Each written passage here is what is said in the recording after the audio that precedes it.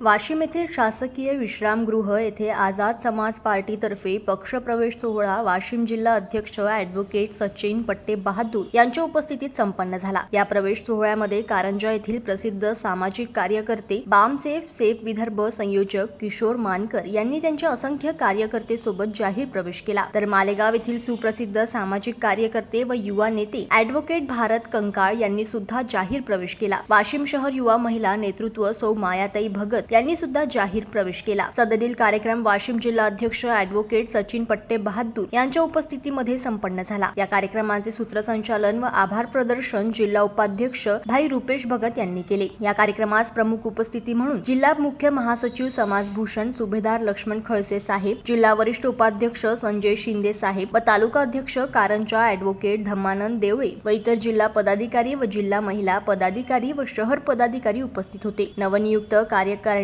जाहीर करण्यात आली। किशोर मानकर जिल्हा सचिव कारंजा, ॲडव्होकेट गौतम कंकाळ मालेगाव, तालुका प्रसिद्धी प्रमुख एवं प्रवक्ता सौ माया कंकाळ वाशिम महिला शहर संघटक। जनमत लाईव्ह न्यूज साठी वाशिम मधून ज्ञानेश्वर वरखट यांची रिपोर्ट।